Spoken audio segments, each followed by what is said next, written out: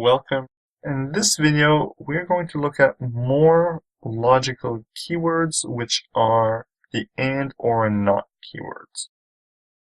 We're going to see how to use and, or, and not conjunctions in action to further improve how we use if statement logic. We're also going to look at the similarity between embedded if statement and the and conjunction and how they are equivalent.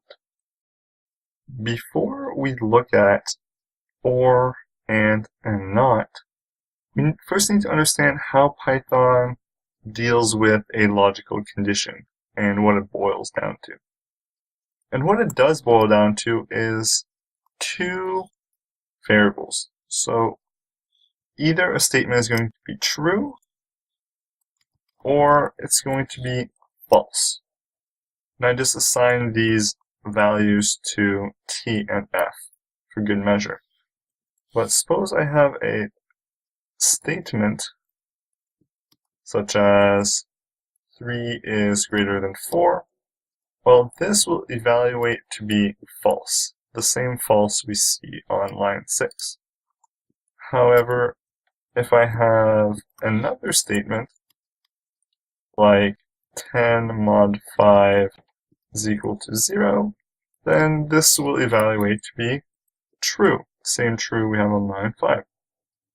And we can see that if we print either of these statements. See, the first one is false and the second one is true. And it doesn't matter what statement it is as long as it's a valid logical statement. We could even have a dot lower is equal to a is a valid logical statement, and so it will either be evaluated as true or false. In this case, the statement happens to be true.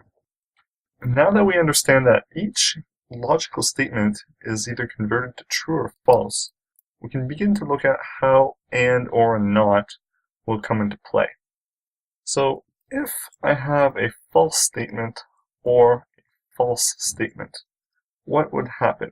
Well, when we use the or operator, at least one of the two statements has to be true for the condition to be evaluated. Now let's repeat this 4 times and let's change some variable names. So false or true, true or false, and true or true. Now let's copy this and let's see which ones get executed. So I told you that or only requires one of the two conditions to be true. And so we get the false and true, true and false, and true and true. The only one that did not execute is line 12 because we have 2 false conditions. So that's how or works. Let's have a look at and. Space right here. Let's have a look at and. Let's copy this code. Let's get rid of these ors and put an and in here. And requires both sides of the condition to be true. So the left and the right counterpart have to be true. So as you can see, the only one that evaluates to be true when we use an and is the last one. It has true on both sides. Now the very last thing we need to look at is how not works. This is not. Not negates a statement. So for instance, if I had the statement 3 is equal to 6, and I say not around this condition, then that's really equal to 3 is not equal to 6, which happens to be true. So let's do that example real quick so I can convince you. So if I run this, get true, and clearly 3 is not equal to 6 is also true. Good.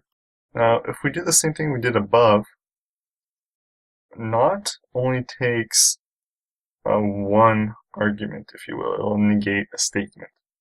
So it's not a binary operation, it's a unary operation. So not f, print not f, and not true, not true. So the only one that gets executed is the not false, because the false gets converted to a true, and if the statement is true, then it gets executed. However, not true gets converted to a false, and a false statement does not get executed by an if condition. In this video, we saw how and, or, and not worked. In the next video, we are going to see specific examples of that in action. See you then.